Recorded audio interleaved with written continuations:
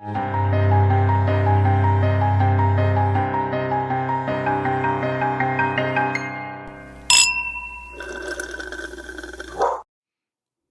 bong. Oh, Christine.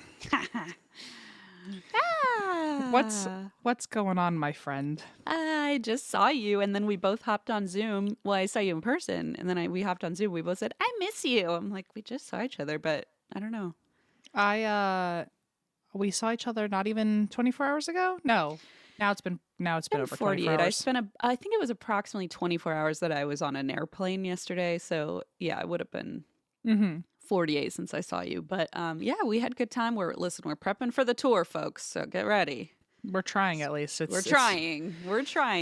Well, Christine, what do you drink and why? Thank you for asking. I've been struggling because you and I have been chatting for like half an hour before we recorded, and I really wanted to drink this beverage, this liquid death water, but I wanted to crack it open. So I want to hear the crack. Let's crack into it. Oh, Ooh. that wasn't I liked you it. did? Okay. So that's what I'm drinking. What are and I don't know. Well, let me think. While you tell me what you're drinking and why, I will think about why I'm drinking. Okay, I am drinking water. I'm drinking a lot of water today. And that's it. Good story. I'm drinking water and I'm eating a bunch of salt sticks because I'm feeling a little dizzy. And I had never heard of salt sticks, and when you brought that up, I thought it was like a horse eating like sugar cubes or like licking salt. That's fair. It's it sounds like a horse. It tastes like a vitamin C. It's not a big deal. But so it's not like really salty. It's not salty in a way where you're like, oh, this is disgusting. But it's like tart. It's like sour. Okay, interesting. It's just it looks and tastes like a vitamin C. If for those of you on audio, which is probably all of you, most of you, M just went blah with their tongue, and I got to see the product inside the mouth. It was You probably beautiful. heard the weird shifting in my mouth. It's so gross. Sorry, everybody. But no, I was just more and more health stuff these days, and so now I'm having fainting spells, and we're getting terrible. older and older, and M's fainting, and it's just like oy oy oy.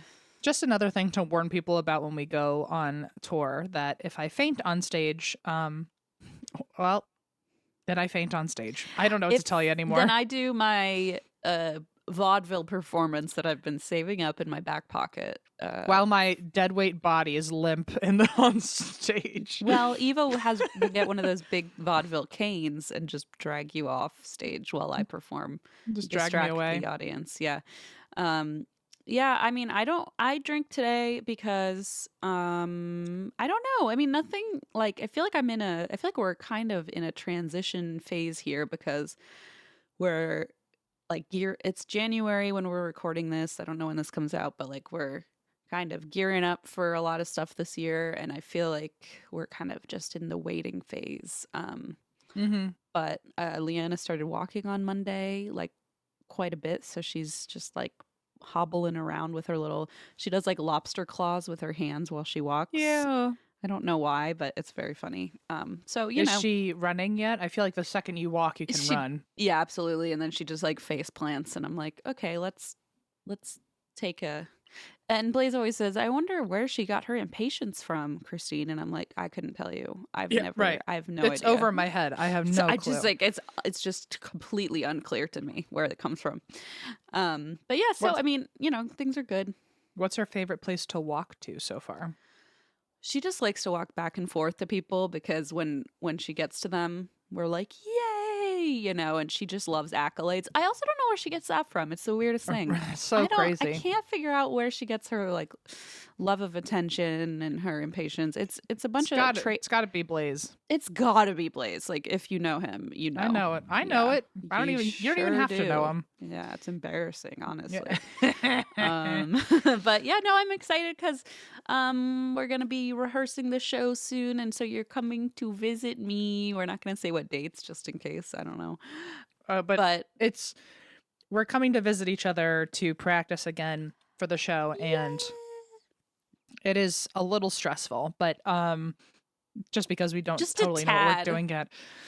But we will Because figure it people, out. places, venues are sold out, and we still don't. I mean, don't get us wrong. We will have a show, but it's like, okay, we have a lot of work to do. So it's like when a venue sold out, and I'm like, great, let's make a show first, Right. before we actually get there. But we're doing it. It's in the works. It's the hard parts are done. So I think there's a few hard parts left. I know, I know. I don't believe it. Like, I keep saying that to myself, but I remember prepping for the last tour, and it was like so all consuming that I'm like, okay, just tell yourself that the hard parts are over, and maybe you'll believe it. I think we need like a weekend, like a crazed weekend where we just crack it out. Absolutely. We need one of those like 4 a.m. like like mad scientist vibe, evenings, and then we've had them before. We'll have them again. We've had plenty, and I wish I just had like a button I could press, but I guess that defeats the whole point of it. But yeah, it's fine. But anyway, we'll get there. We'll figure it out. We're just scared right now. I'm also scared about truly passing out on stage. So that's going to be a new disclaimer at the beginning of each of the shows. I think of like, if I pass out, you guys win a Q&A with Christine until I come to. How fun would that be? Whee! Okay, well, until that day, there'll probably be a lot of Xanax in my system, so I don't have to totally think about it. Can there be some in mine? Because what the heck? Eva Gross just signed in. Are we still recording? Yeah, we're recording. Okay. It just said you have been signed out. End meeting. I'm like, no, please. Oh, it says recording on my end. Okay, I just hit cancel, but it says you're logged in from another device. Well, okay. It seems like we're still on. Okay. Okay, well, we'll see. If Eva starts Zooming somebody, then... Or if she pops on to say hi, I don't think she can unless I let her in. So we'll see what mood I'm in, if I want to allow her presence. The power you have. It went straight to my head. Christine, oh man, I had a good question for you and I've lost it. We'll figure it out during the after chat, I'm sure. Okay. Anyway, okay, so that's why you drink. This is why I drink. Now, you said you drink liquid death. I'm drinking water. I think we covered our bases. Okay. What? This is a very frenetic energy you've just shifted to. I know. Something happened. Is it the salt stick? Are you eating too much salt stick? I think my energy came back for a second. I think that's what happened. Be careful. Don't hurt yourself. Well, no, I was gonna another thing that's just flying into my head, and I'm just gonna regurgitate it before it leaves. Is that you're in the middle of doing a 2-parter, right? Yes. Oh, I'm so excited. I remembered, I think, last night when I was like, what would Christine cover today? And I went, oh, wait a minute. I don't think she finished that Stockholm Syndrome situation. Yay! Okay, you remember. Wow, good memory. I barely remembered what I was going to cover today. I often don't remember. And I for some reason, it stuck with me. But I'm so glad. Yeah, we did end on a kind of a cliffhanger, so. You, my little storyteller. I love a cliffhanger. It's my favorite. Is why I'm not worried about our tour, because I've got you as the author.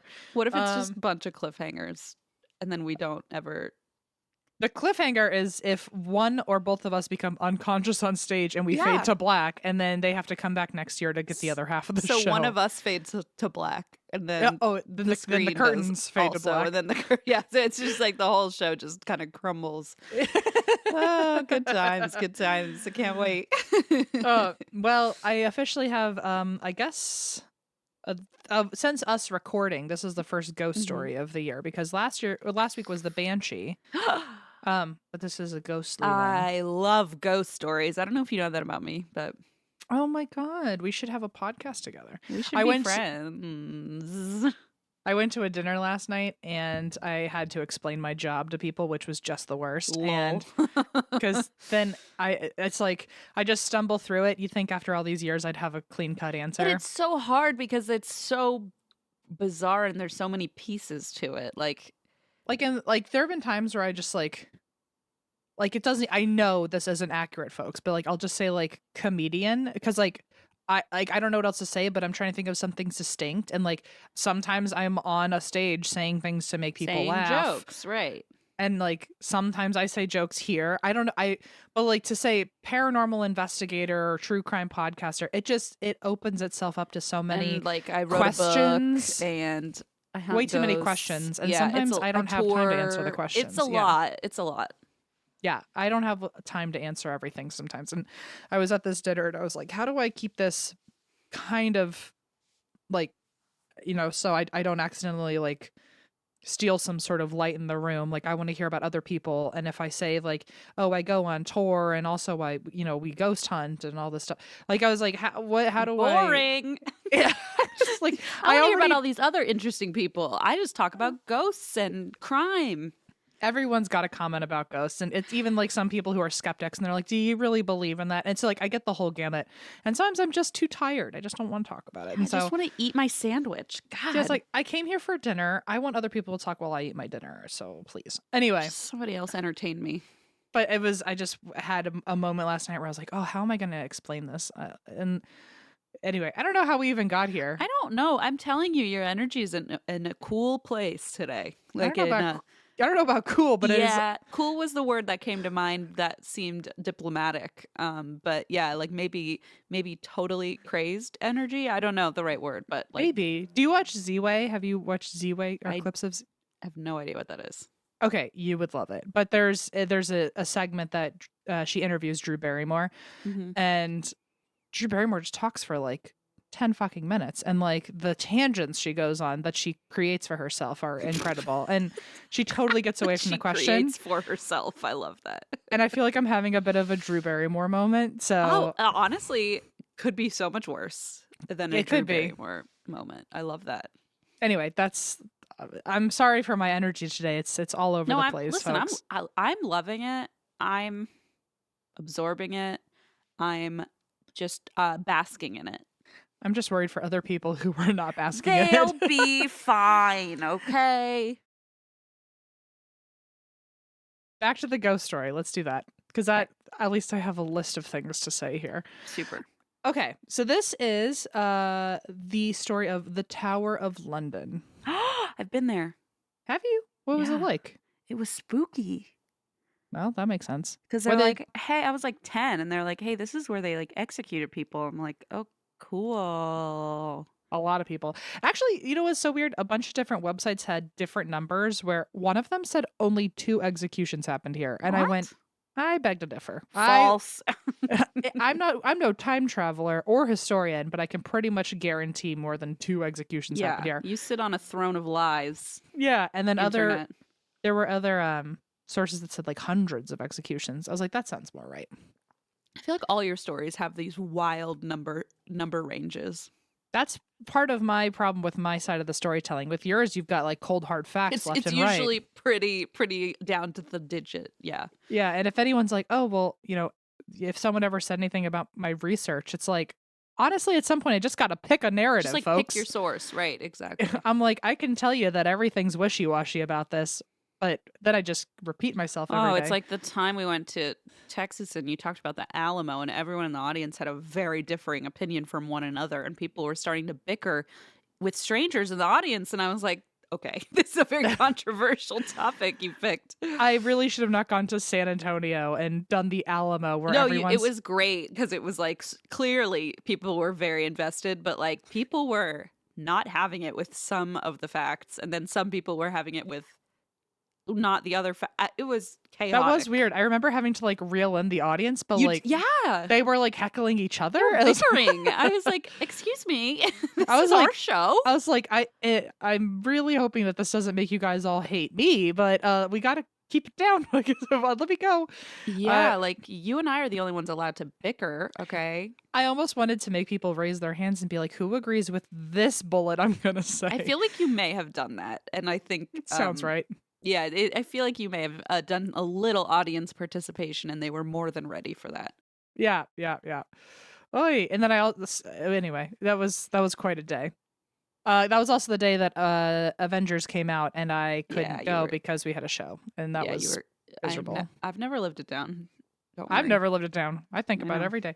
Okay, My God, the Tower of London. Sorry, I'm Drew Mhm. Barrymoring everywhere. Well, I feel like I'm just throwing shiny objects in front of you, which is like not fair. Like I feel like I'm just pushing you in a direction and then letting you go, which is like I know that I'm kind of at fault here, so I apologize. It's okay. So let's start with William the Conqueror, who's, by the way, sometimes called William the Bastard. Love that. Whoa.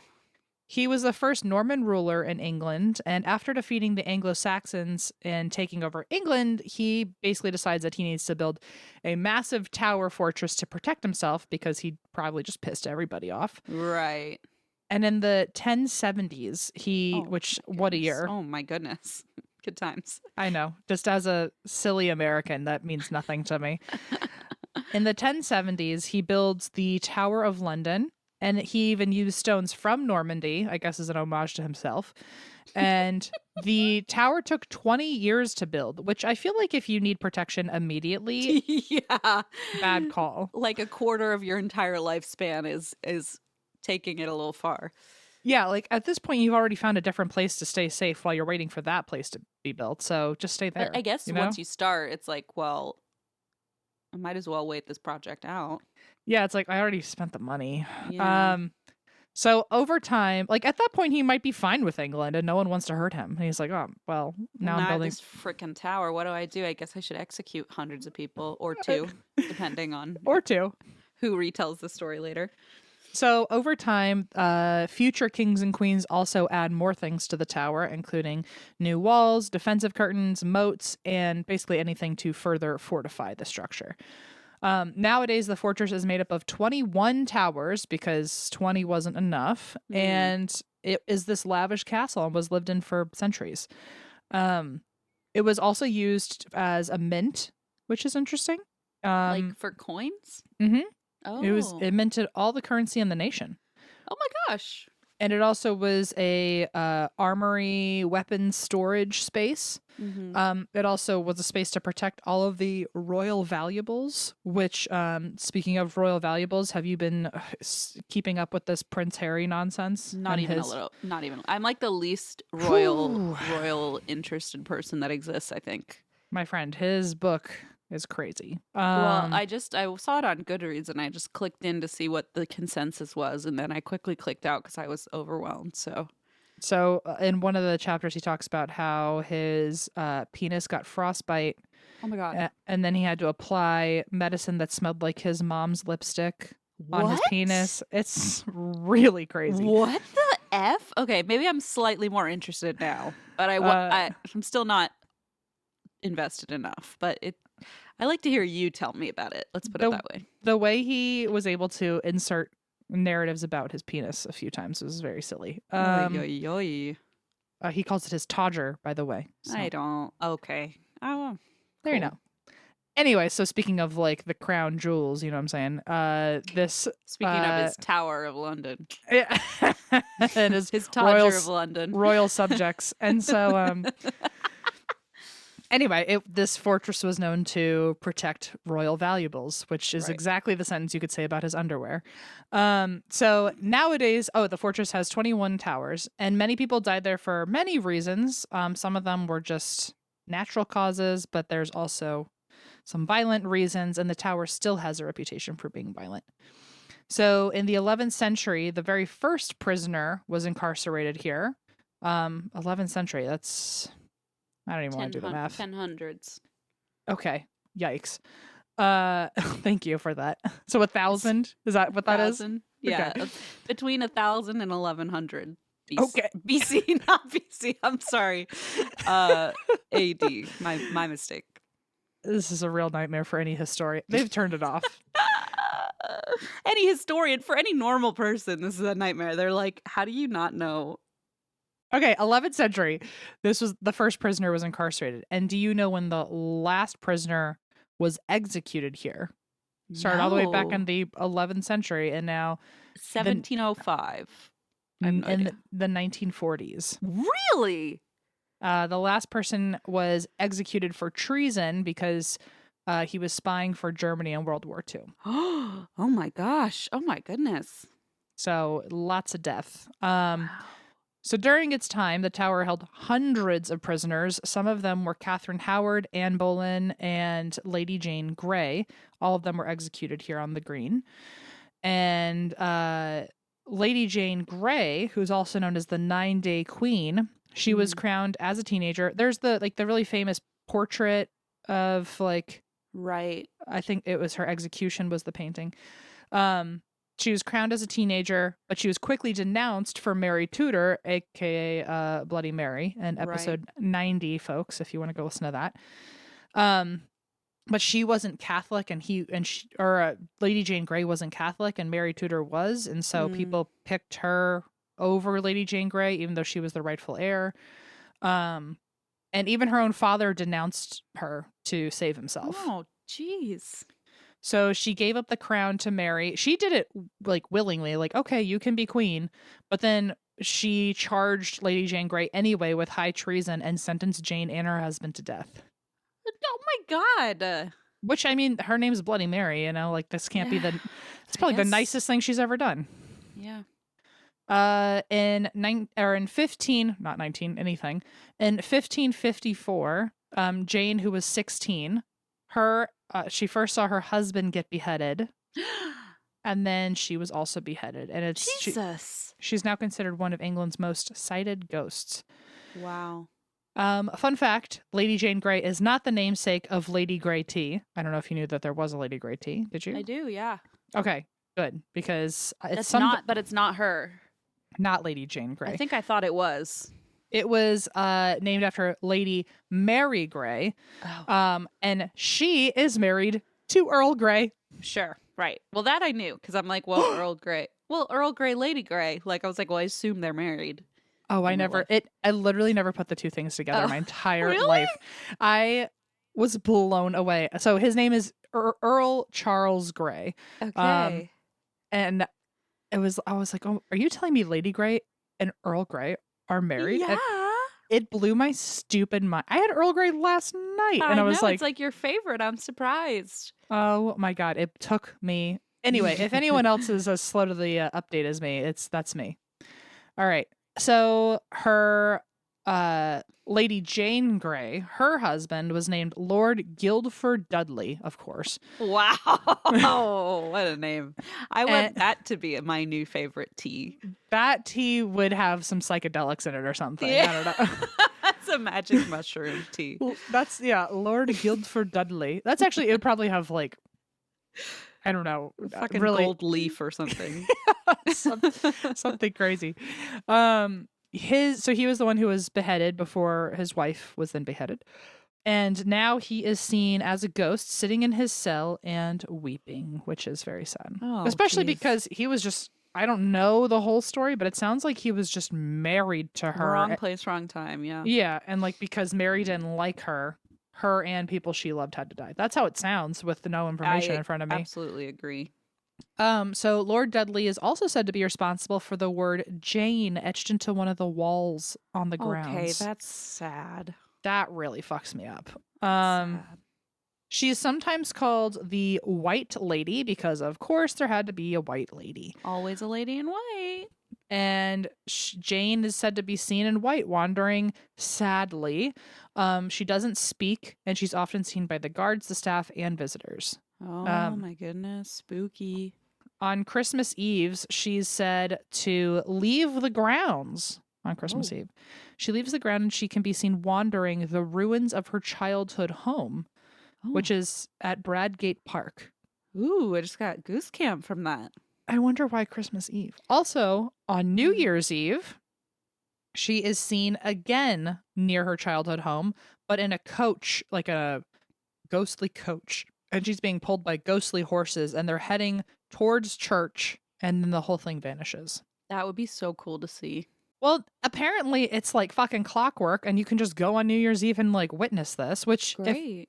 I can't believe that's true, because why wouldn't just every ghost hunter in the world just go spend New Year's Eve there and just have the answer that ghosts are real? Probably not every person and every New Year's Eve, right? It just happens on occasion. I don't know. One source says, and I quote, "It said she's visited her childhood home every Christmas Eve since her death almost 500 years ago." Well, maybe not everyone can see her there. Okay. Yeah, there's got to be a reason, right? So She's just being a little sneaky. she's just saying, I don't like you. And you can just kind of hear her nearby. I don't know.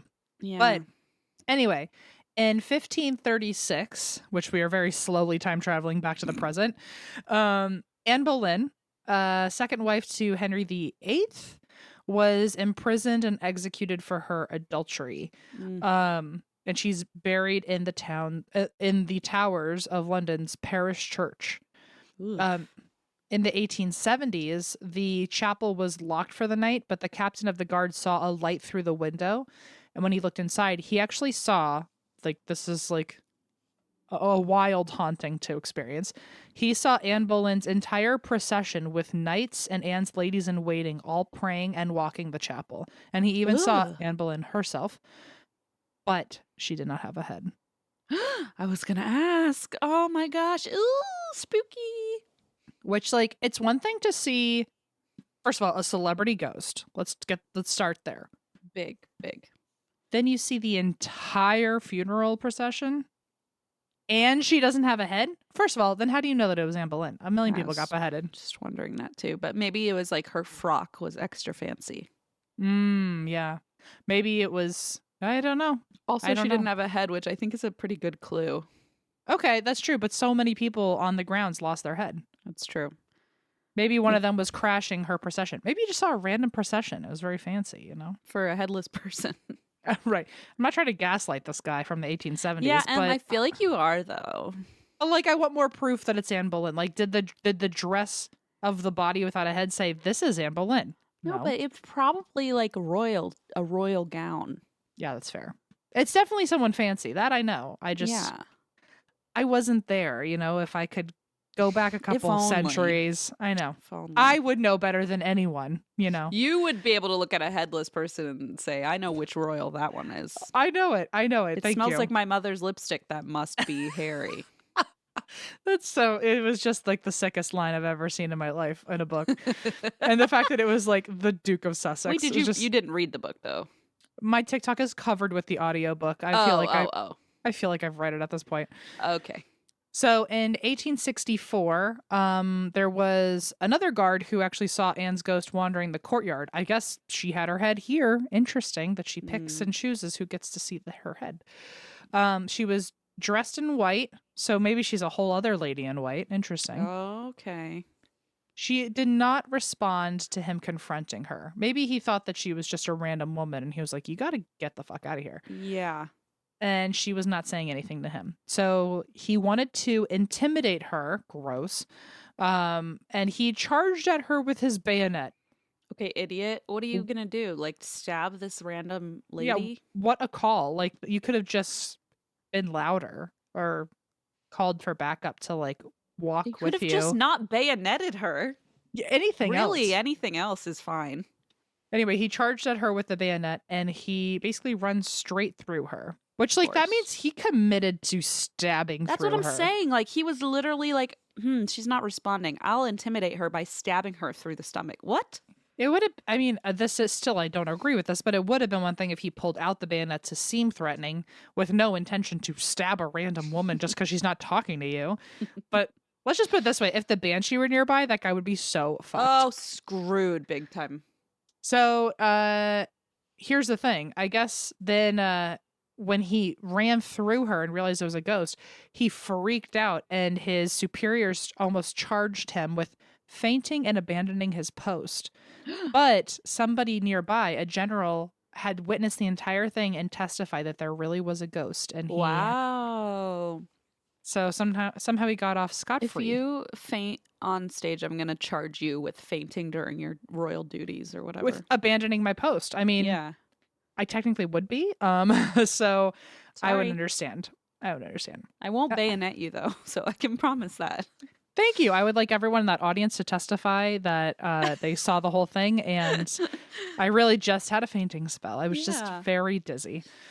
So here's the thing though, is we never got confirmation that this was Anne Boleyn. This was just a woman in white. So this could be the lady in white that I already discussed. Yeah. Or it could be Anne apparently dressed in white. it could be Lady Jane in white. It could be any random ghost woman in white, but we're pretending that it is Anne Boleyn confidently. Mm-hmm. Okay. Anne is also seen pacing the chapel aisle and walking toward the altar that stands over her grave. Oh Ooh. my, she's obsessed with this funeral. Yeah, thank you. You know what? She deserves it though. I feel like Agreed. that I'm not dissing her for that because like I it would be was a too. I it would was a want to big watch my own event. funeral. It was a big event of her own life that she didn't get to attend living, you know? Right.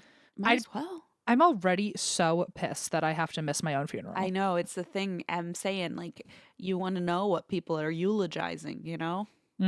What if I don't want them to say something that they're saying up there? What if I want to kick them in the shins? Be like, stop it. Yep. You know? Then you can do it ghostly. I would love to look at people in my life, and if they're not crying that I'm dead, just remember that and just put it in my little ghostly pocket and be like, you know what? Noted. Put it in my ghostly pocket. Yeah, you know. All right. So here's a fun fact that will quickly become a terrible fact. Cool. There are ghosts that are not human in this tower. They are the ghosts of animals. Oh fuck. In the 1500s, there was something of a sport No. called bear baiting. And it involved chaining a bear and taunting it until it fought back. And sometimes the bear was forced to fight other animals. Oh my god. Eventually, it seemed to end the same way every time, where a man just killed the bear. This is horrible. What is So- wrong with people? Not just animal cruelty, but some sort of animal torture of like, oh, the second you're chained up, we're already going to kill you at the end, but just for fun, let's. Like it's like a sport now. Yeah. Yep. Humans are sick. So there are 2 ghosts of bears that are still on the grounds, That's so sad. which they have every fucking right to charge people for eternity. Absolutely. One shows itself in the jewel room, behind a door, which is interesting. Why it hangs out behind the door of a room. Some say that it is guarding the castle, but that makes no fucking Yeah, sense right. because why would you guard a place that's terrible? Yeah. Or like why would I guard the place that tortured me to death and killed Yeah. me? You know, so that makes no sense to me. The second ghost is of a black bear that pops up wherever it pleases, and I like that style. That's That is mine. a good vibe. Yeah. He's like, wherever I feel needed, wherever I am called, I will be there. I like that. It's wherever I'm not welcome. That's where I'm going to show up because You know, that I like that too. attitude is what I'm about with this bear. He was first seen in 1816 in the Martin Tower. And I really just hope that he's living his best bear life. I hope that there's a patch on the grounds that has just like a well of honey, and I hope he has little berries to pick, and I hope he's got a lot of people to scare because he deserves it. So Absolutely. The best bear, not the best bear life, but his best bear afterlife. I hope he's having his best bear afterlife. So there's a story that goes that a guard was charged by a grizzly bear, which can you imagine? I mean, that really is such a scary sight. Like all of a sudden a bear just shows up and is chasing A him. ghostly one. A ghostly one. I wonder if he knew it was ghostly. I thought you were still talking about when they were torturing them. You're saying like this happened. This is a ghost story of the bears. Got it. His guard says he was charged by a grizzly bear, and he tried to fight it off with a sword, but the sword went right through the bear. And the guard was found frantic, and he even had to be picked up and brought home because he was so catatonic. I mean, that's traumatizing. Yeah, especially like if this guard had nothing to do with what happened to those bears. Yeah, true. He's like, why the fuck? Like, wait, It's a like, bear? I didn't do it. I mean, I can't even imagine. I would never recover. And apparently he died 2 days later. Oh So- no. I don't know if he died from actual injuries or maybe from like the shock or the shock? spiritual panic. I don't know. I also am going to die in spiritual panic. So Me too. yeah. Many other animals are also seen as ghosts on the property. Well, also a lot of animals were held on the property when they were alive, including monkeys, tigers, dogs, horses. There were lions, leopards, pumas, tigers, jackals, an elephant, a polar bear. That's awful. Well, because the kings kept a menagerie in the tower, which was Sure. just the old timey way of saying a zoo. But But they like not even a zoo, just like a collection of animals that are being yes. mistreated, and Yes. a polar bear that's in not in an Arctic A temperature. polar bear in London. Yeah, you do, Ugh. next to an elephant who should also not be totally in London. So, I feel like this is the next children's book. Like, forget Paddington. A yeah. polar bear in London. I feel like that's the next story. So anyway, they used to have a bunch of animals on the property, and a lot of their ghosts are now seen here, although they are often harmless. Going back to humans, there is one woman named Lady Arbella Stewart. She is the niece of Mary Queen of Scots. Mm. She was imprisoned here for a long time for having a secret marriage that the king felt threatened by. And Oh. for all we know, there was absolutely zero threat, and the king just had a crush on her or something. I don't, Ugh. it could have been anything, but it sounds like he just didn't like that she got married. Um, so he imprisoned her, and she attempted several escapes. She was caught every single time, so poor girl. She kept Mm. trying though. And she was then put in the Queen's house, which is a part of a tower where she was taken care of, I guess because she was related to Mary Queen of Scots. It wasn't like maybe the Mm-hmm. worst imprisonment situation. I don't know, but she was given her own room. She died anyway, though, because she allegedly stopped eating in protest Oh and no. and died of starvation. Oh no. There's another rumor that that was a cover-up story and she was actually murdered. So, Oh, but it was her fault. Sure, yeah. uh-huh. Now Arbella haunts the queen's house where she was staying, and she apparently hates women that go into her bedroom. I wonder if she hates them or she's warning them. But I mean, I would hate anyone going to my bedroom. I'd be like, get out. that's true. But maybe if it was like if she was wrongfully imprisoned for just like being a woman that he liked or had an issue with. I don't know. I don't know the full story, but all we do know is that whenever a woman goes in there alone, Well, I'm not um, going to test it, so. there's some spooky stuff that goes on to a point where they have had to make a rule that says no women are allowed in this room by themselves. So, I like you can go in with a chaperone though. right. Maybe buddy system. Sometimes Arbella's ghost is actually called the Gray Lady instead of the White Lady. And that's really the only difference. That one's white and one's gray. Mm-hmm. So there was a former resident governor of the tower, and this is a quote from them when they stayed there. Soon after we arrived in 1994, my wife Janice was making up the bed in the Lennox room when she felt a violent push in her back, which propelled her right out of the room. Oh shit! Uh-huh. No, so she must hate women. Okay, got it. Or she's protecting them So very you're getting aggressively, pushed. getting propelled out of a room with the force of a push. Yeah. And to finish the quote, no one had warned us that the house was haunted, but then we discovered that every resident has experienced something strange in that room. The story goes that the ghost is that of Arbella Stewart, a cousin of James I, who was imprisoned and then possibly murdered in that room.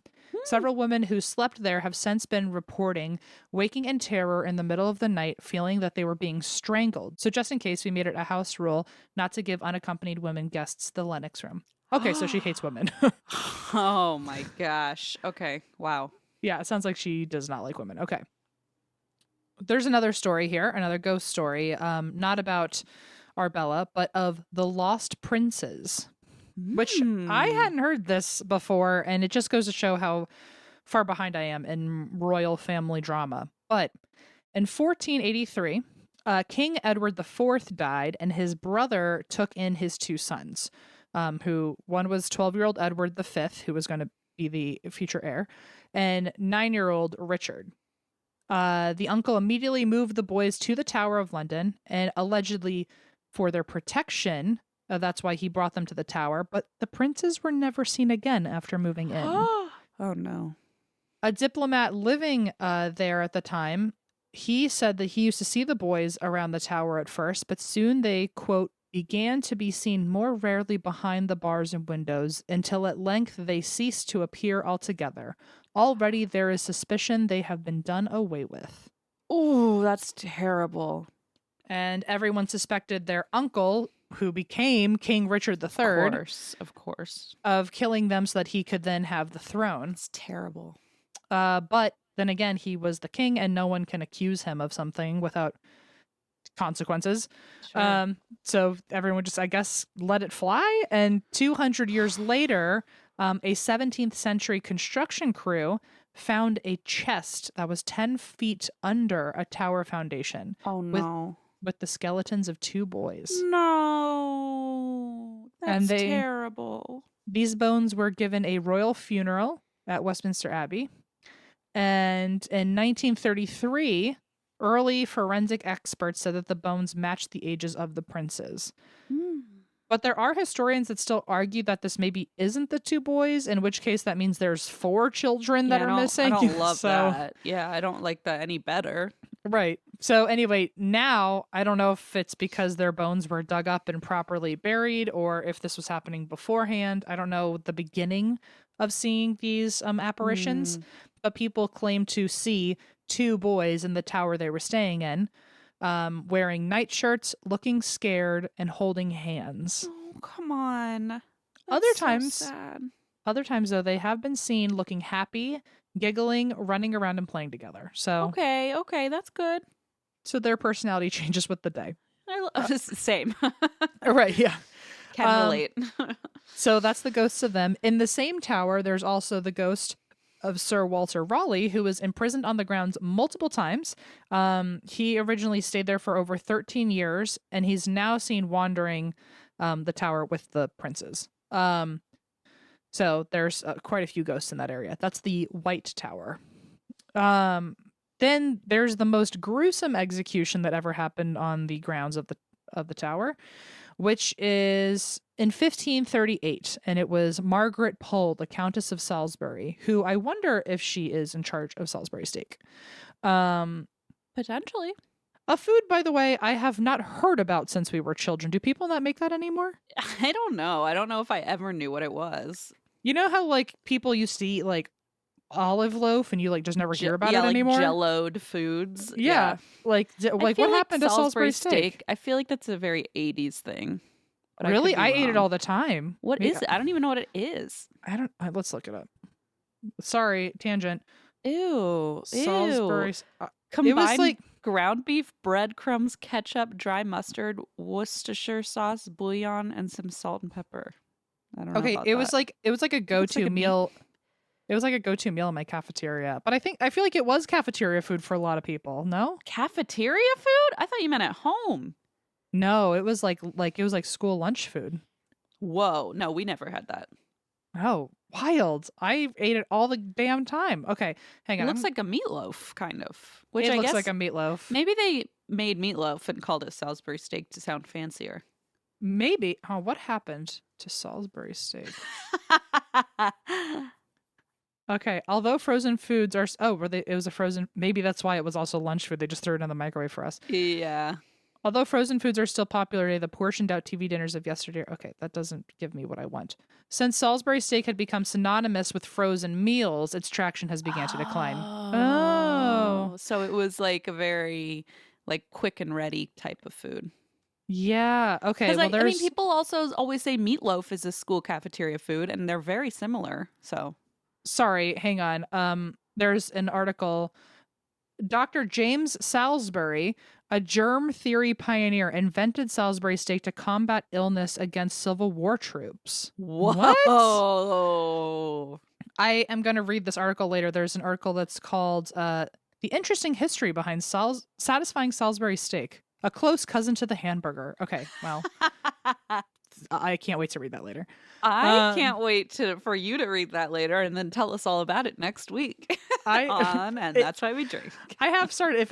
I have wondered if I were to ever start a podcast on my own, I think it would just be ADHD tangents, where like every episode I would just cover a different random topic I hyperfixated on that week. Just I love that though. Like this time it's Salisbury steak. Next time it's I don't know, crocheting. I don't know. Jigsaw puzzles. Okay. We're dehydrated. Are you dehydrated, Christine? Always. Okay. Well, drink up, girl. Okay. Where were we? Oh, Salisbury. Okay. Oh, it was the most gruesome execution on the grounds. So, that was 1538. Margaret Pole, Countess of Salisbury. She was imprisoned and executed, truly for being the mother of someone who committed treason. Oh, come on. I can't even These imagine. people just love killing Women. anyone. Anyone. Bears. Yeah, anyone. Yeah. Bears. So, Margaret was described as old and frail, and she was 65. And she was imprisoned at 67. So I think she was described that way to make it seem like this imprisonment was particularly cruel. We're totally ignoring that, like, she didn't do anything wrong, but Well, right. her age is what really made everyone feel bad. And she was given the quote honor of a private execution Oh, come on. because she's old. So there's two versions to this story. The first one is that when Margaret saw the axe coming down on her, she panicked and ran, and the executioner chased her around and slashed at her 11 times with his sword before she died. Oh, no. Mm-hmm. There's a second version, which is no better, which is that the executioner was inexperienced, Oh, no, no, no, no, no, no, no. swung and missed her neck, Oh, my God. nearly cutting off her arm, Oh, my God. and kept trying, but like 10 times in a row would swing and miss the neck and hit a different part of her Freak out. That's horrible. until she eventually died. It's a horrible. So I don't know which one's better. They're both awful. And keep in mind, she did nothing wrong and she was 67 years old. Oh, Jesus Christ.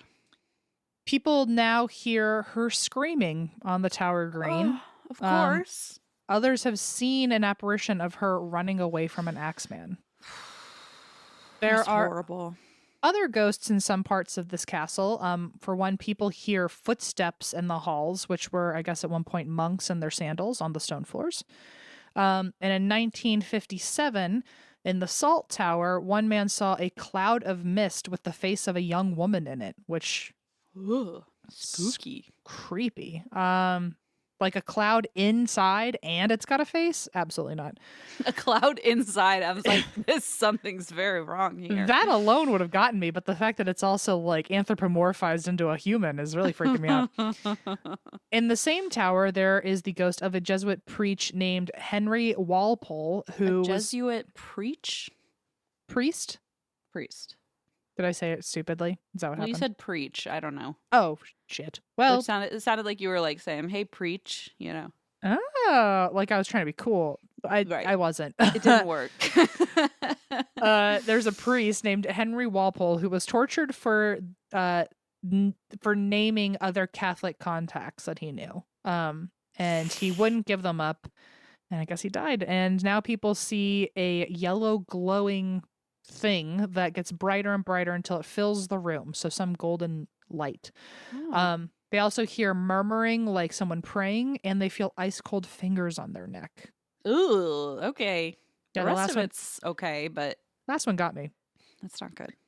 Henry VI was also was stabbed while praying in Wakefield Tower, and that's where his ghost is now allegedly seen at midnight every night. He'll show up at the stroke of midnight, like Cinderella or something. And in the 1980s, there's another ghost story of a guy seeing two men dressed in early time period clothing. They're standing next to each other at the fireplace, talking to each other and smoking pipes. Oh, that's kind of cool. That one's cool. And I like one of them suddenly turned around to look at him, stared back at him, and then both of the guys by the fireplace vanished. Oh, I like that they're just smoking their pipes. Yeah, and they were like, this guy's fucking listening in. Let's get out of here. God, can't we have a lick of privacy around here? I know. In the White Tower, there is the White Lady. But here's the thing, because we mentioned earlier that Lady Jane Grey was the lady in white. I keep throwing myself off because I think the Lady Jane Grey should be the Grey Lady. Yeah, because it is confusing. There's a gray lady, and they're all white ladies. Right. They're all white ladies that are, Right. some are dressed in white, even though their last name's Gray, and some of them are dressed in gray, even though it's so beyond. It's so confusing. But then on top of that, there's allegedly another lady in white. And she is known to fill the room with very strong perfume that people have described as cheap perfume. Oh, that's rude. That's so fucking rude. That's rude. Can you imagine also like that you decided when you became a ghost, you're like, this is gonna be, I'm locking it in. This is the smell. My signature scent. And now everyone's like, that's fucking foul. And now you can't change it. You're like, oh no. So sad. Apparently the smell is so overwhelming that people get sick enough to leave the room. So she literally, like, not only is she being called cheap and tacky, but like she's clearing out house. Like, wow, that's powerful though. She's probably having a SpongeBob I'm ugly and I'm proud moment of like, like, why won't you hang out with me? I'm just going to lean into it now. She's also been seen standing at windows and waving to children, probably because she knows if she gets any closer, they will tell her she stinks. When there have been a few times where once you smell her perfume, she will also tap you on your shoulder. But when you look behind you to see what's going on, you will only see a flash of white and then nothing. Ooh. When this has happened to people, they feel that the world is, quote, closing in on them and their blood runs cold. Never mind. I don't enjoy that. Yeah, all of a sudden it's always got to be scary. I'm like, why couldn't we just enjoy what was happening? I want to see the guys in the with the pipes. That's about as far as I want. Yeah, and I bet they have cologne that smells awesome, by the way. Yeah, I bet. Well, maybe. I don't know what their showering habits were back then. That's true. That's true. I wonder if everyone stinks. Does nobody stink? You know? Like, can you ever really pinpoint it? It must have been that way because you must have just been used to it, you know? Part of me is like, you would, in a time when like cleaning habits were very different and everyone has like a funk to them. Yeah. If someone can still pick out your BO, that's how you knew that you smelled. Yeah. Like, if there's just like a general gross smell, but you can't really, like, no one's picking you from the pile, then you're like in the clear.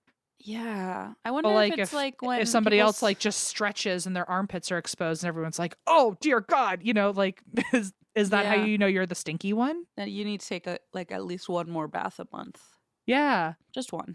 But also like your BO has to be incredible because weren't their clothes like really thick and like wool and shit sometimes? Like, yeah. You'd think you'd be able to contain most of it. Maybe they did. I also wonder, like, you know, if you don't wash your hair, eventually it kind of like just figures itself out. Is that how a body works? If you don't wash it long enough, does it just kind of stop smelling? That's what I had to do to start on like the native deodorant. Is like I had to stop using like chemical deodorant, and it took like 2 weeks to really like stick. And now it works. I mean, as far as I know, it works fine. But it like your body needs to like adjust. So I think it does. Like if you're not putting like chemical deodorant on, I think after a while it like just kind of resets. Huh. Interesting. Like Blaze doesn't even wear deodorant because he doesn't. Blaze is a freak of nature, so please relax on that, okay? Like I have yet to hear a bad thing about Blaze, and I've known you for how many years now? I put on deodorant like 3 times a day. I mean, this is before. Like I do really like I use native now. I know this is not an ad. I'm just genuinely saying. But back before when I would like play volleyball and stuff in high school and like I would need to put on like clinical strength deodorant like multiple times a day. Then I meet Blaze and he's like, I have a stick of deodorant, but I've had it for 3 years because I only rarely use it. I'm like, what the fuck? He's really just like a force. Like I don't get it. If I don't wear deodorant, it's game over for every single person near me. Like you, Same. You know when I'm not wearing deodorant. Let's just put it that way. That's why our native ads are so intense because we're like, no, really, it works. No, I thank God for deodorant because I'd be like, I'm so sweaty. I would be so sweaty, like exiled from a town if we didn't have deodorant. You'd be imprisoned in the Tower of London, probably. You know what's interesting though is a lot of people have commented and said that I smell really good. So I like that's just the deodorant working. Maybe that's your funk. maybe I'm just convincing everyone. No, but I think you smell nice. I've never known you to have any sort of smell to you. I think I smell fine too, but I know what I smell like when I'm not smelling fine, and it's pretty wild. How did we get here? Okay. I don't know anymore. So back to this. I only have a few things left, but in the White Tower, which I think is the same tower as the Prince's and Sir Walter Raleigh, you can also hear the tortured screams of Guy Fawkes, Oh, he was prepared here for his execution, which ew. I have no idea what prepared I means. don't Like, want to know. what, you like clean the neck, like you sharpen a blade? I don't know. Also here there's a ghost that has been heard, and one time a guard was hanging out there and he took off one of his shoes. He like had to like, I don't know, maybe he had Get a something on rock his in it. shoe. Yeah.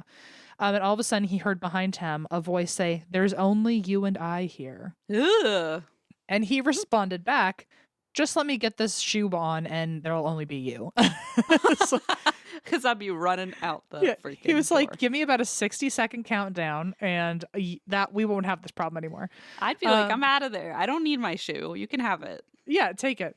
In the 1800s, the keeper of the crown jewels lived in Martin Tower with his family. And his family actually saw a ghost. And this is a whole quote from him, where he said that his wife said, "Good God, what is that?" Then the keeper, this is his, I don't know, series of events. "I looked up and saw a cylindrical figure, like a glass tube, seemingly about the thickness of my arm, hovering between the ceiling and the table. Its contents appeared to be a dense fluid, white and pale azure, like the gathering of a summer cloud." Okay. And and incessantly rolling and mingling within the cylinder. This lasted about 2 minutes. Then it began to slowly move before my sister-in-law, then following the oblong shape of the table before my son and myself. Passing behind my wife, it paused for a moment over her right shoulder. Instantly, she crouched down, and with both hands covering her shoulder, she shrieked out, "Oh Christ, it has seized me. Even now, while writing, I feel the fresh horror of that movement." Whoa. And eventually, the spirit let go of his wife and vanished, but nobody ever saw it again. Nobody knows what it was. Nothing. Ew, that creeps me out. That's like too specific. Like that's the kind of thing where Like I'm a summer's cloud. but I'm like, I don't think you would make that up. Like you could No. exaggerate like, "Oh, I heard the ghostly voice and I stabbed it with a spear." But like like a cylindrical shape that hovers above your shoulder, it's just so bizarrely detailed.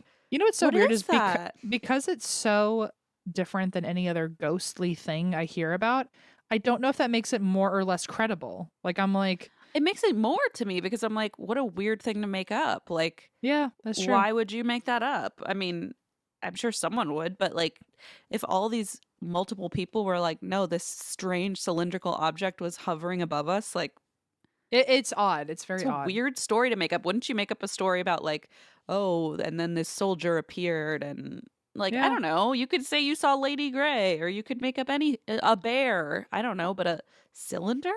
Yeah. It's very weird.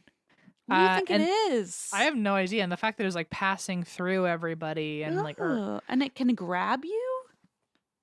I wonder, I mean, I have no reason to think this, but the only thing I can come up with, or like on first thought, is like maybe it's like one of their family members who was passing and like came to say goodbye to everybody or something. Cause it was like, And they're like, "Oh God, it has seized me." but honestly, if you died and all of a sudden showed up in front of me, my first reaction to it would be, ah, you know? So like, Oh, good God, what is that? you But try to give me one last hug. Oh God, it seized me, you know? okay, to be fair, I would be wearing the tackiest perfume of all time. So that would probably seize you before anything else. No, but I just wonder, I guess, but like, why would it be in a cylinder and why would it be so scary? I don't know. Whatever. I don't know. It almost sounds like it almost sounds like something a spiritualist or like a table table tilting, table turning. Why can't I think of what I'm talking about? I don't It know. feels like something from like the spiritualist era of like something you'd see at a seance and you find Yeah, out later that's it was true. fake. I don't know. But okay, last thing is that there is a spirit here called the oppressive force or nameless thing. That And sounds like what that fucking cylinder is. well, this one is malevolent and stalks guards at night. and it's attached to Henry VIII's armor because it appears in the room that the armor is displayed in. And if the armor is ever moved, then the energy will follow the armor. Oh no. And some people that experience the spirit say that they feel like they're being crushed alive by something, or arms are being wrapped very tightly around them until they can't breathe. One guard was attacked by the spirit, and he actually even saw, even though this thing was invisible, he somehow in the corner of his eye saw a cloak, and the cloak wrapped around his neck. And he escaped the room, but there was red bruising on his neck where the cloak was. And many have had to flee the room when they experience this feeling. Some even think that they see a demon-like figure on the ceiling when this is happening. And anyone can go visit the armor if you'd like, but just know that you might get choked out. So don't dress like a guard. Don't dress like a guard. Yeah, definitely. Anyway, that is the Tower of London. Wow. And that's just some of the ghosts. I mean, there's got to be hundreds. There's got to be more. What a tale, Em. Did you like my glug glug of my water? No, not really. Hydration reminder to anybody who has a water bottle and you've been neglecting it. Take a swig, folks. Okay, all right, 1 second.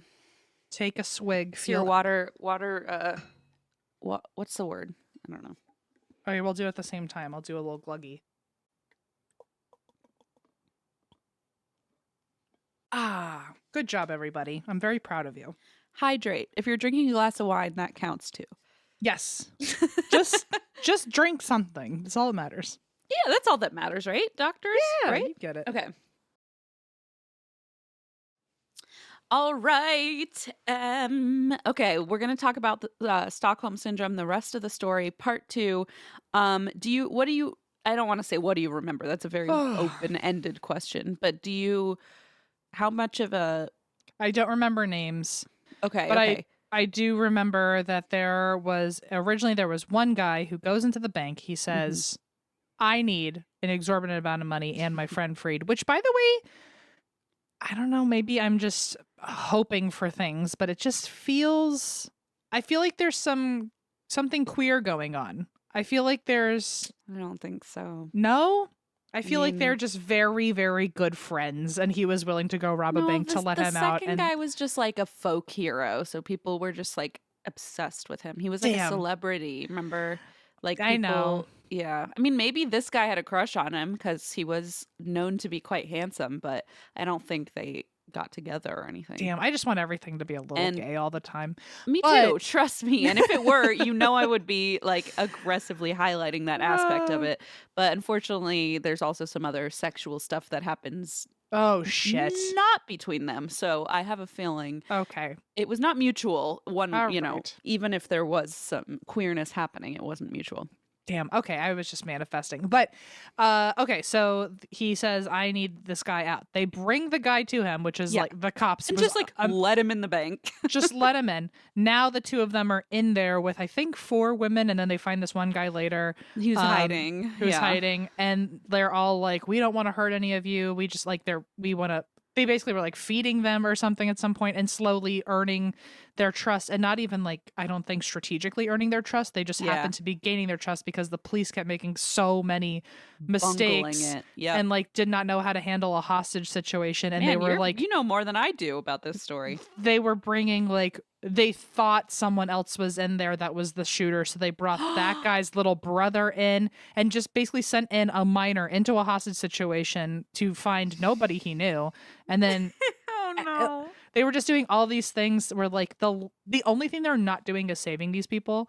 Oh my God. And so now it's become like the hostages and the criminals like not working together, but like definitely feeling safer together than they're apart. Feeling safer together. Exactly. And remember the prime minister even called and like didn't help the woman, and then the woman's mom called and was like, why were you so rude to the prime minister? And she's like, I'm being held hostage right now. Like, oh yeah, the police weren't even like telling anyone's families that they were.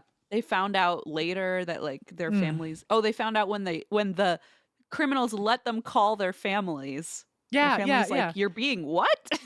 So I don't remember where we ended, but it was like the cops finally hatched a plan that they thought would work or something. Man, you really remember probably more than I do, I'm honestly. telling you, I'm shocking the world right now because I You're often shocking me. I don't even remember half of yesterday.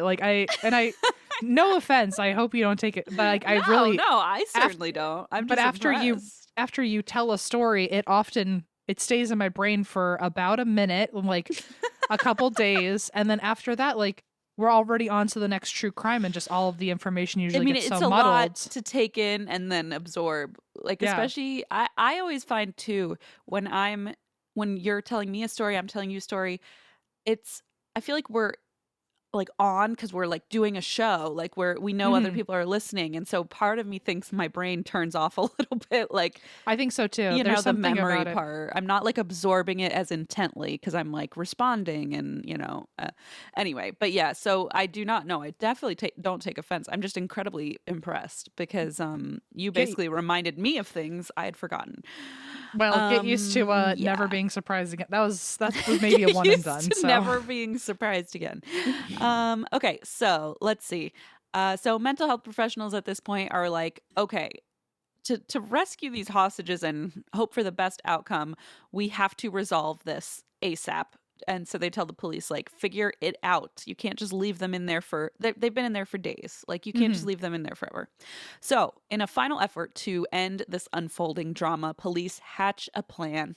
They decide they are going to drill into the vault and release tear gas to incapacitate Jan and Clark, who are the two criminals, and then attempt to, I guess, drag out the hostages, like rescue them. hmm So this is their grand plan. They're gonna gas the yeah, place I and remember this.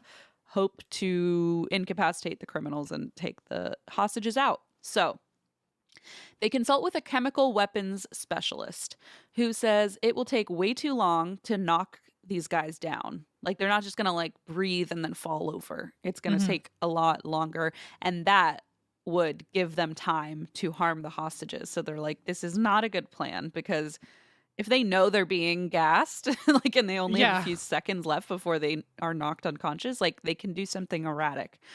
And the tear gas, of course, like you mentioned last week, would also harm the hostages. So it's like, well, you're just now gassing everybody. It's just not a good plan. But police said, okay, cool. Well, we're going to do it anyway.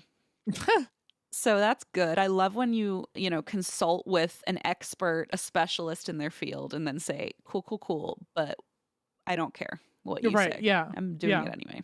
Ha ha ha. So, thank you so much for the advice. So police persisted. They set to determining the vault size and the right quote unquote dosage of this tear gas. And police then start drilling into this bank vault. Okay. I know Like it sounds they like a couldn't bad it's like you couldn't just open cartoon. a window or something. Like why are we drilling into a vault? Like that sounds so It dramatic. sounds like a cartoon where they're It's like Wile E. Coyote like trying to an like anvil is going to come crashing through. Yeah.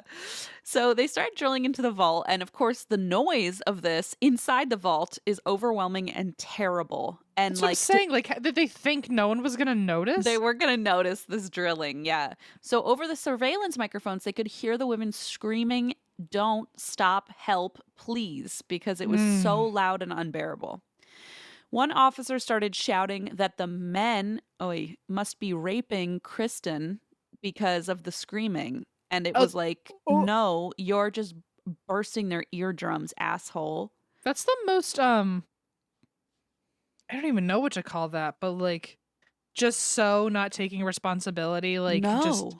like oh this horrible you also like by the way like I am aware that like they are still criminals who are committing a robbery and are traumatizing these people despite how much safer they feel with them Right. versus cops. Like I am aware that they're still not doing God's work.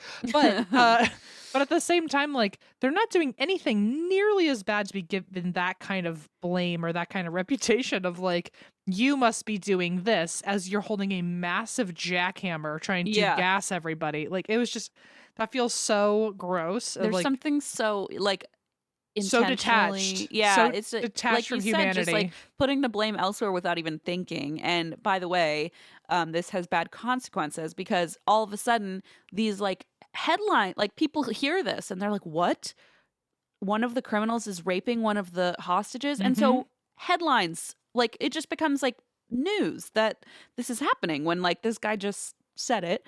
But Kristen the whole time was yelling at the police to stop drilling because it was so freaking loud.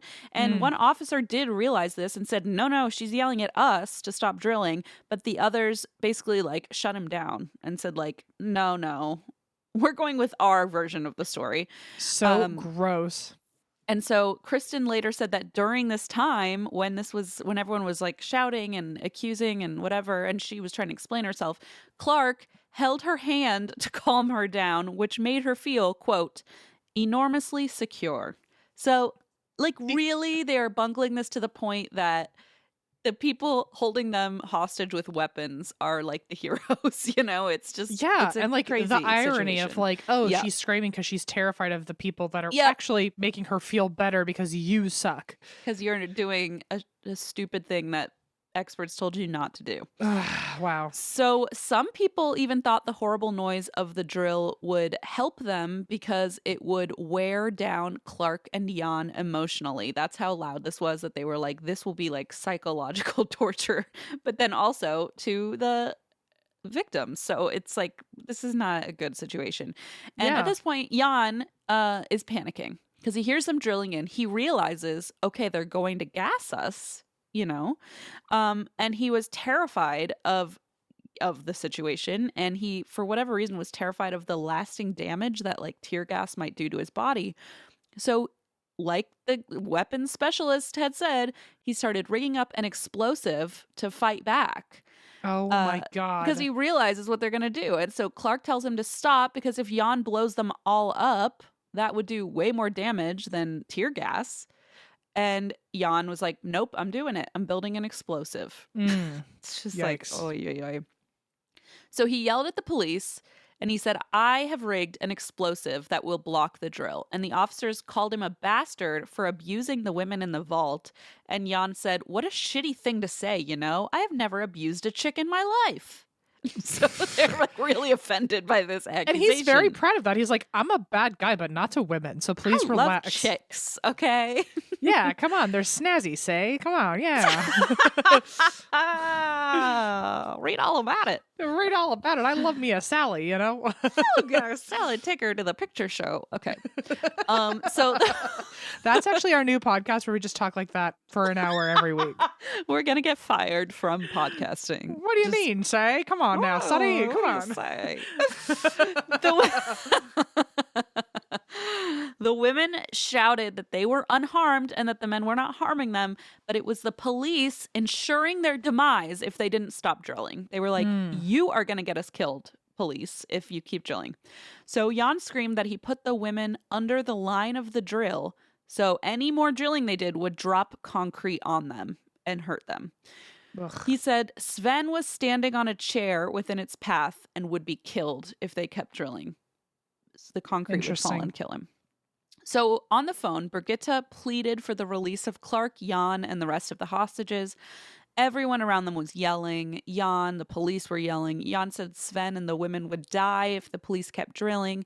They replied they would not stop drilling. And if any harm would befall someone, it was Jan's fault, not theirs. Which I'm like, you're the police. You shouldn't be saying, well, too bad if someone gets hurt, it's not our fault. Like, oopsies. Yeah, hello? You're literally causing potential damage.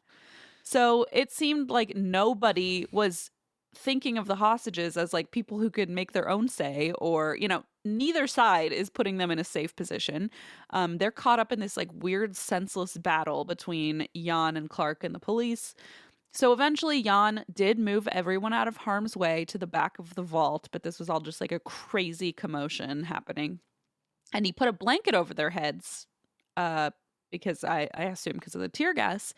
And Clark told them to cover their eyes for safety and open their mouths to release pressure from their eardrums. Oh, what in the world? Okay. I don't know. Elizabeth remembers wondering why the police hadn't told them that. Like, you'd think the police would be like, here's how you survive this attack we're going to do to save you, quote unquote. So again, it felt like her captors, again, are caring more for her and her safety and her well-being than the police. So this is, again, the birth of Stockholm Syndrome as we know it. Also a reminder, like, just an added way that I would have lost faith in the police is that, like, if they were making, this is a couple bullets back at this point, but if they were drilling into that vault and making those terrible sounds and knew that they were going to be making those terrible sounds for a long enough period of time for criminals to react, like I would again think like, oh, they really don't care about my safety because they're about to, in theory, if these were any other two criminals, they would piss them off so much they would just kill us all now. Also, well, yeah, that's what the weapons guy said. That'll Yeah. they'll know what you're doing, and it'll give them time to hurt the yeah. hostages. Sorry, I'm just still hooked on it. I'm Yeah, not no, trying I to. mean it's exactly right. It's like, why are you doing this if you know this is going to cause Yeah. us more pain? Anyway, sorry, I didn't mean to jump back, but No, I'm just still no, on it. I'm just like, I can't. It's somehow like the dumbest of the things I've done so far. It's so dumb, and it's also like extra dumb because it's not like they thought this is a great idea. Someone literally told them, please don't do this. It's a bad idea and it's going to cause more damage than you think. Mhm. And they were like, that's fine. You know, it's even worse because they were told the consequences and did it anyway. It's like, ugh, God, it's infuriating. Anyway, sorry about that.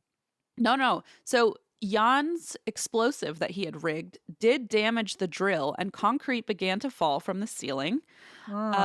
It took a while for them to repair the drill, and finally they were able to actually break through the vault. They broke a hole through with the drill.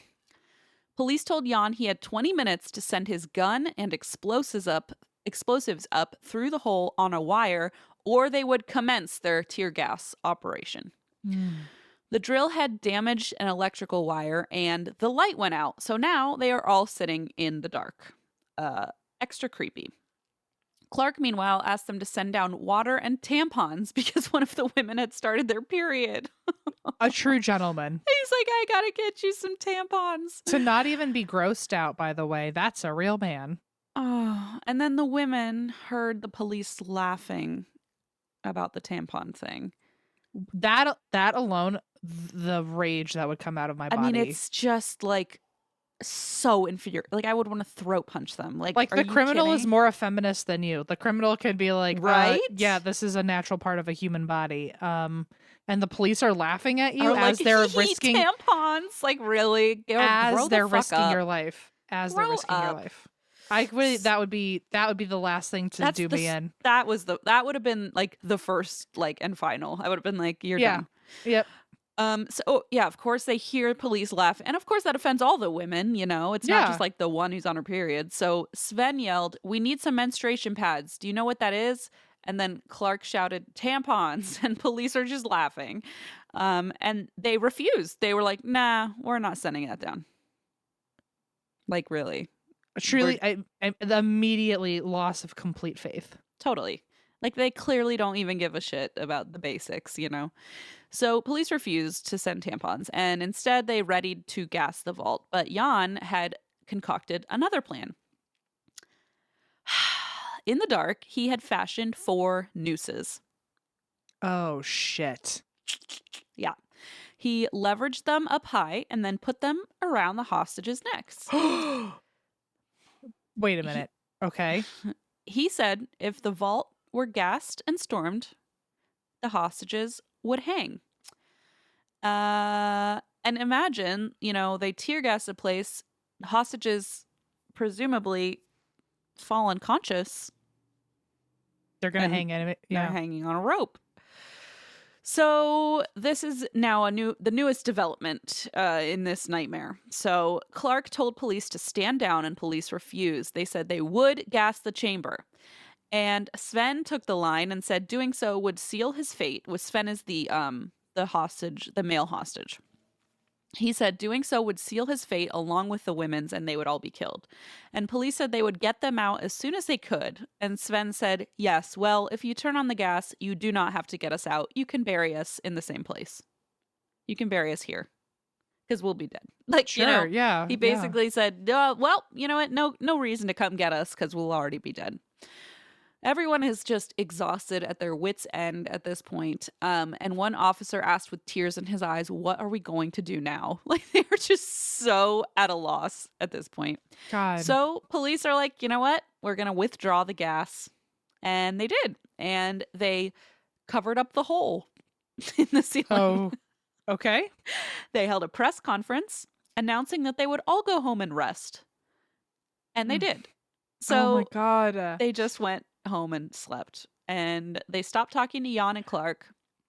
They went home to rest while the hostages were still stuck inside, awaiting their uncertain fates. So at this point, the public is also losing its like rose-colored view of Clark. Like Clark was kind of this folk hero, and now people are getting not so hot on him anymore. The police had an open hotline encouraging, this is just hilarious, encouraging people to call in with suggestions on what to do next. Yeah. So they were like crowdsourcing ideas. I can't even imagine, like, the second the police come to us and say, what should we do? Help. I'm like, that's literally so not my pay grade. Like, that's... I would call and be like, give her a fucking tampon, you asshole. Yeah, like, truly. hello? Like, you already made a hole through the vault. Just throw them in that way. Like, it's not that... So, of course, you open this up to the public. Of course, they're going to get some wild suggestions. So one of them was, let them out, but mop the floor outside the vault first. So when Jan walks out, he slips and drops his gun. like a clown and a banana? Again, Like, I was what? gonna say, just cover the ground in banana peels? Okay. I mean, again, this is like a cartoon. Okay. And you know what? The worst part is, in my mind, I'm like, they probably did consider this. You know, they're like, oh, write that one down. At this point, I feel like they would take anything except solid advice. Like, except actual advice, right? Yeah. So someone else said to use a really, really, really big magnet to suck the gun out of his hands. And you know what they said? They went, put that one at the top of the list. Yeah, they said, where do we get a big magnet? Somebody source a big magnet. Quick, let's call Bugs Bunny and get his big magnet over here. So more psychologists joined the let them leave with the hostages side of this argument. And at this point, it seemed like the safest option the police had, and they were desperate.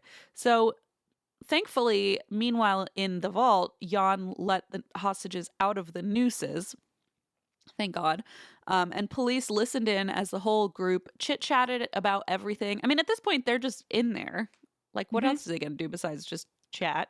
I feel like at this point, they're doing, like, you know how, like, all the girls in elementary school, when you're waiting at, like, pickup for, like, I don't know what you would call it, but like when you're waiting to get picked up at school, everyone was in a group just doing like those like hand clap games. Oh my God. They're doing yeah. I just feel like that's what they're just doing that over and over. Mary Mac. I wonder what the Swedish version of that is. I'm not sure, but let me know. So police are listening in, and the whole group is just like chit-chatting, playing games, icebreakers, you know, the whole 9 yards. They're talking about everything from their hopes and dreams to Sven trying to quit smoking. Like, they're just chatting about life. One of the women said the other bank workers were lucky, not because they weren't hostages, but because they were all on vacation now because the bank is closed. So that's a good point. Okay. And Sven said, no way. Their bosses surely put them to work in other banks. And guess what? He was right. They did not get a vacation. They had to go work in other banks. Oh my God. So they had philosophical questions about like morality, about right and wrong. The women asked Clark and Jan about prison, like what was that like, about life choices they had made. They were telling jokes. They were laughing together. The next morning, police lowered a bucket with sandwiches, milk, toilet paper, and tampons. So, blessed be. About Thank you. Damn time. Blessed Thank you. be. Thank you. So the group dug in on the food, and Jan made the hostages wear their nooses again anytime he thought the police might be looking. So he's like, just put these on to like trick them, sort of. I honestly, at this point, if I were one of the hostages, I would just be trusting them. Like, they're not really going to hang me. Like, I would hope so. Yeah. I mean, it doesn't seem like it. They've proven they don't want to hurt me every other time. They've bonded, all of them. Man. So every time that he thinks the police might look through the hole he made them put the nooses back around their necks, but he would give them breaks.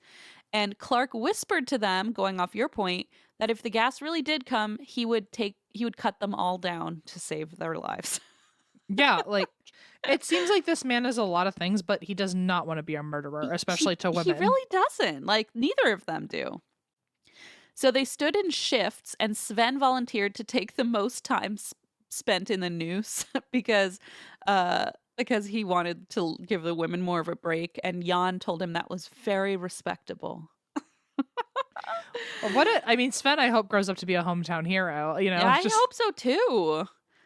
The police give him a cigarette, He's trying to quit smoking, but like at this point, he deserves one, if you're trying to quit and you're in the middle of this scenario, you should get back on Like, cigarettes.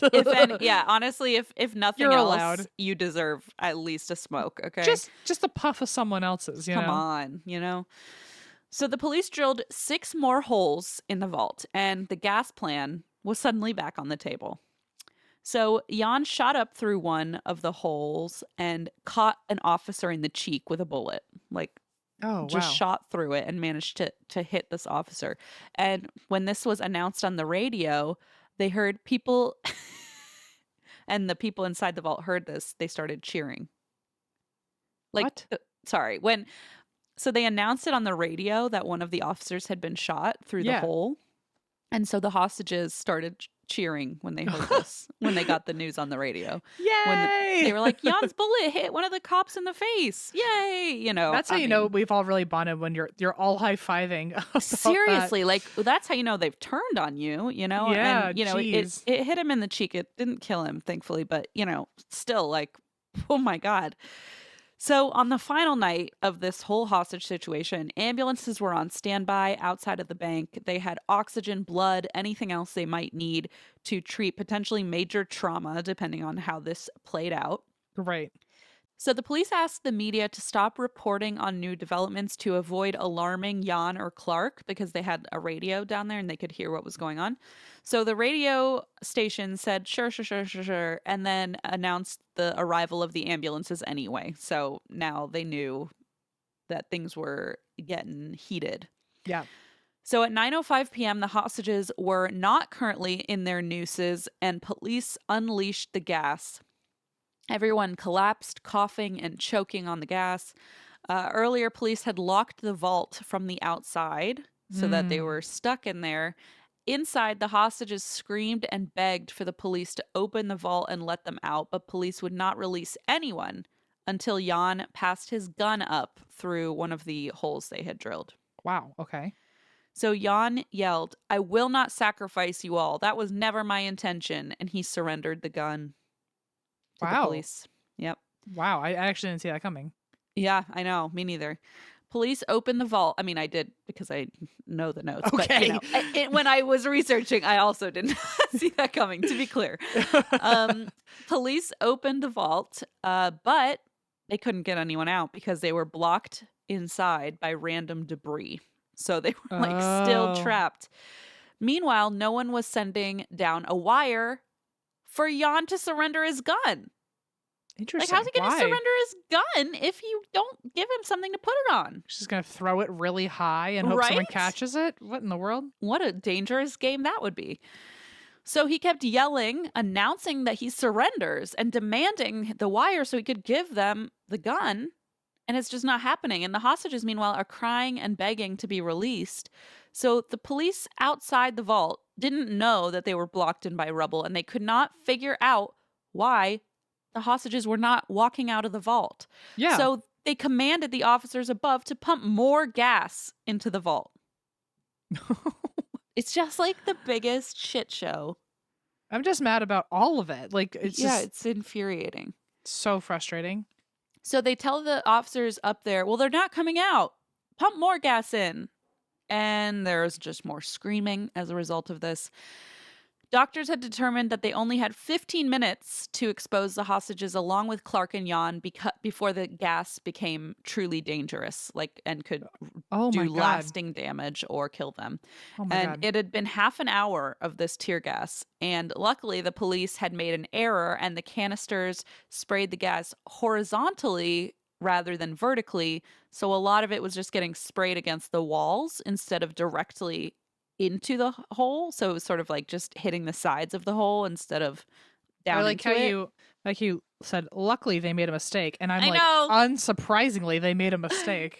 Unluckily, they made lots of mistakes. Luckily, they made this particular mistake. Yeah. And so they are fortunately not getting 100% of the brunt of this tear gas. but obviously still horribly torturous to be in there. Yeah. Finally, after a total of 45 minutes, police got the gun and explosives and told the group to come out, hostages first. So the women told Clark and Jan to walk Oh, out first. okay. Oh, Yeah. that's smart because they are obviously not going to shoot the first people that come out. Yeah, because they said hostages come out first, and the hostages are like, "You guys go." But You did- at this point, I feel like the cops would see two men and go, "Those are the women. All right, the next two people that come out are going to be on." You never, yeah. I wouldn't trust them to even know the difference at this point. No. So the hostages tell Clark and Jan to walk out first, and they do. An officer pressed a gun against Jan's neck and threatened to shoot him, even as he was being handcuffed. What? And I know. Police restrained Clark to a stretcher, but a recording caught them hitting him in the face and kneeing him, despite having him in secure custody. Yeah, wow. Doesn't that sound fucking familiar? Yep. So Kristen yelled at them to stop hurting him. As police interviewed the hostages, they immediately began asking about rape, like right away. And Ugh. Sven said that Jan had been pleasant toward the women and that all three women had confidence in Jan and Clark. Kristen criticized the police for the whole operation and told them to send her regards to Clark with a hug and a kiss. Uh-oh, someone's falling in love. Ooh. Major media outlets like the New York Times said, quote, reliable police officers had confirmed that the women were undoubtedly sexually assaulted. Like, Oh my God. yeah, how reliable can we? Reliable is a stretch, a very big stretch.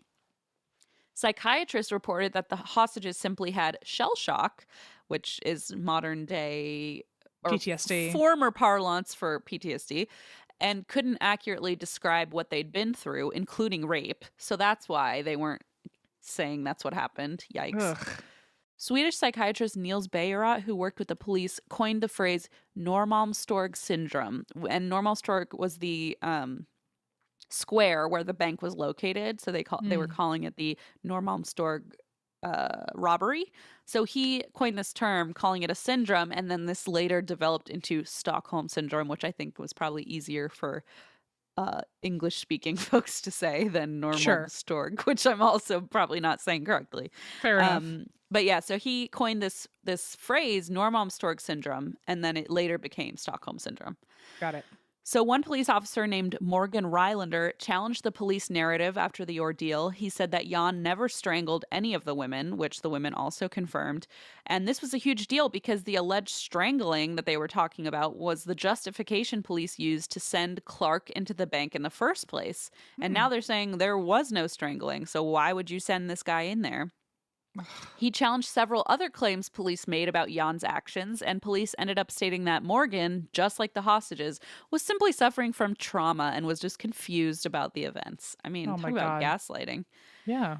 All in all, the victims of the events viewed Jan and Clark positively, as we've definitely realized. Clark was able to get off free from the event, but he had to go back to prison to complete the 6-year sentence that he had been serving when they took him out. And all right. Well, so I guess at least he didn't kind get of charged. fair. To be fair, like he had nothing to do with it. They brought him there. Yeah, they brought him there. They brought him there, put him and in then there. he didn't do anything. So He didn't do anything. Exactly. Sven visited Jan in prison. Sven is the male hostage. Visited Jan in prison. They're becoming buddies. He actually ran into Clark at a nightclub by chance and shared a table with him. You know, I don't know how I'm supposed to feel, but what I am feeling is like I'm glad that they are fine. Like, right?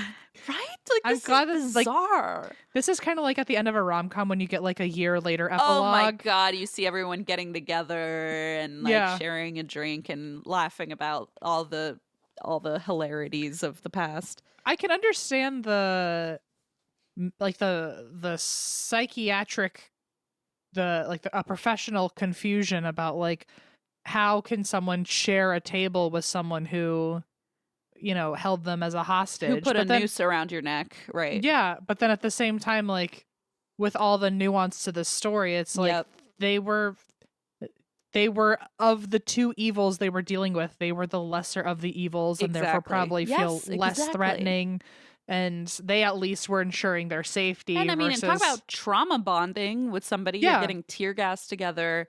I you're think it's one of those things where like it's probably very easy to look at that story and go like, how fucking dare they, or like, I can't believe they would want to be friends or be civil right. to those people. But, like, that's certainly a, unless you've been in that situation, shut the fuck up Absolutely. I mean, this like guy's you don't know, you trying to don't get know tampons for you and like treating you with that the alone. utmost respect.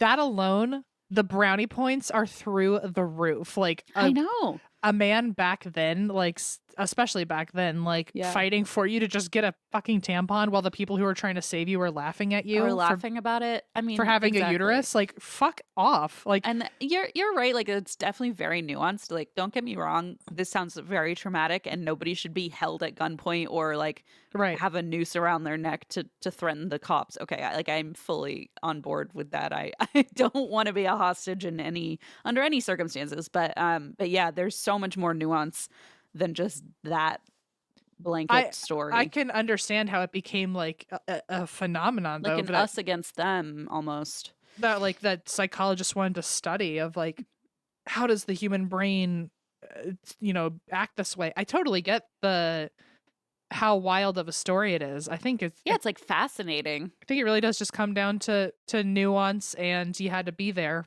and that's kind Mhm. of it. Yeah, to be there is like this if you had to be there was summed up in one story, like this is Right. definitely it. Yeah. Yeah. And weirdly enough, Sven actually continued working for the bank for many years. So Wow. he I just, hope they gave him the promotion of a fucking I mean, lifetime. really, he deserved or at least longer cigarette breaks A since really good I Christmas assume, bonus. yeah, I assume he didn't stop smoking after that, but I don't know, maybe he did. Kristen entered you already called this, entered a romantic relationship with Clark for Mm-hmm. a time, but that Mm-hmm. ended eventually.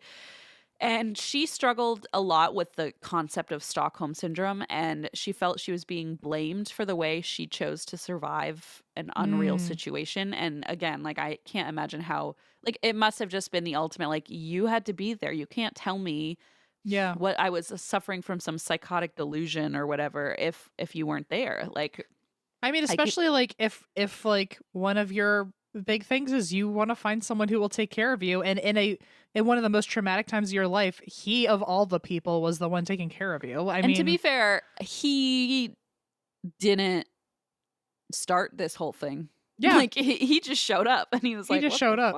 fuck?" Yeah.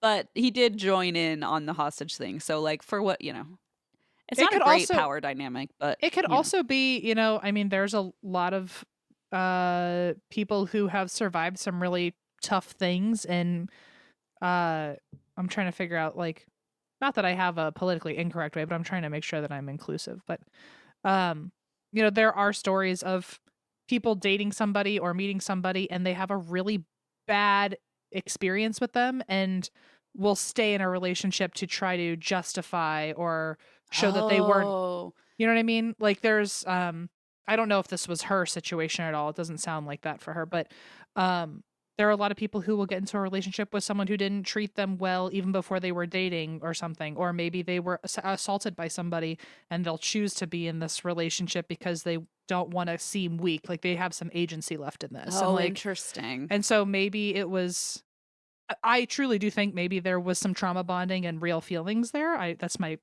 what I'm guessing, but it could have also been I was in a traumatic moment with somebody, and I want to feel like I have some control or some say of how this That ends. does make And some sense. so maybe she was just trying to write part of her own narrative. Yeah, I yeah. don't know. And I mean, it sounds like she was frustrated with the way that she was portrayed in the media as having this syndrome that she had no control over. Yeah. And, she was being blamed for surviving it in a certain way. So yeah, I think what you're saying makes a lot of sense. And obviously we don't know, but I think any of the above would make some sense. And Kristen actually herself became a social worker, and she says it's her goal to listen to those whom no one listens and respect those whom no one respects. Hmm. Which I'm like, that's a lovely, a noble pursuit. Yeah. Elizabeth had become good friends with Kristen in the crisis, and they actually traveled together to find Oh, wow. relaxation, which is kind of nice. Elizabeth quit the bank, can't blame her for that, and moved back in with her family to heal. Can't blame Her, her for that either. God, no, definitely not. Brigitte returned to her husband and children, and she worked at the bank for another 30 years Holy and shit. still lives with her husband in Stockholm. So, wow. Wow. Clark was in and out of prison for decades until his final release in 2018 when he escaped, sailed the Mediterranean, robbed more banks, went to prison, escaped again, etc. That man just won't learn. I know. And then in 2018, I think I probably worded that wrong, but in 2018 he was final. That was his final release from his cycle of robberies and now we're going on 5 years of maybe good behavior. I don't know. I don't know. Jan served his time for the bank heist quietly, just waited it out under the radar. In 2020, author David King released a comprehensive book on the ordeal called 6 Days in August, and that is what most of these notes are based on. When David met with Clark, he asked him about the Norrmalmstorg robbery, and Clark said, "Fuck, it was fun." What? Well, it's certainly For one him, of those. I imagine it was. He got out of prison for 6 days and got to. It was certainly chit-chat. definitely something he got to go back to jail and have a story for everybody at lunch the next God, they're day. like, "Where have you been?" It's like, you have no idea what I've been going through. They're like, "Were you in solitary?" Oh no, quite the opposite, really. I was bonding. I was making friends and playing hand clap games in a bank vault. Oh my God. So when David talked about the same, David the author talked about it to Jan expressed, unfortunately, deep regret. He said he had no right to endanger innocent people's lives for his own gain, and if he could go back and undo what he did, he would. What a freaking story. So that is the story of Stockholm Syndrome and how we got that phrase and where it comes from and why it might not really be a real quote unquote thing, real syndrome, which is something I mentioned in the beginning last week. Yes. It's some people think this is just, it's not a real psychiatric diagnosis, which now we can see like why it was so nuanced, and that it might just be like a mishmash of traits from PTSD, trauma bonding, and that kind of thing, kind of mashed together, or just like self-preservation. Yes, anything. And I forgot part of this. Where did I say this line? Maybe I said it last week, actually. I did. Sorry. So I mentioned, did I mention this? That a tissue was discovered in the vault with semen on it? Yeah. Oh, I did mention that. Okay. And one woman said that she had kissed Jan and encouraged him to take care of himself in order to relieve his tension.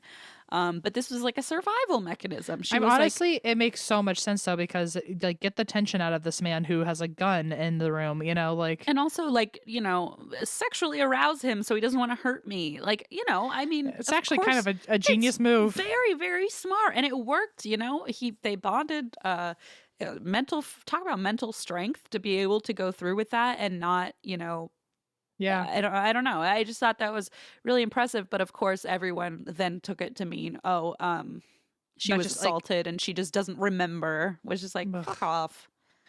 Yeah, definitely you had to be their situation. And maybe that's what a lot of Stockholm Syndrome is. 100%. And wow, what a good story, Christine. Whoa, what a fucking... This was a good episode. I feel like hurricane. We gave ourselves a little doozy here. I'm very proud of us. Yeah, this was quite a tale, yours and mine. We were supposed to talk about having a tour again at the beginning, or maybe we kind of did. But reminder again that we are going on tour soon, and you can go get your tickets online at our website. So, we never do what we're supposed to do. Sorry, I know. I did like our stories this week, Christine. I'm excited to hear what you've got next week. Me too.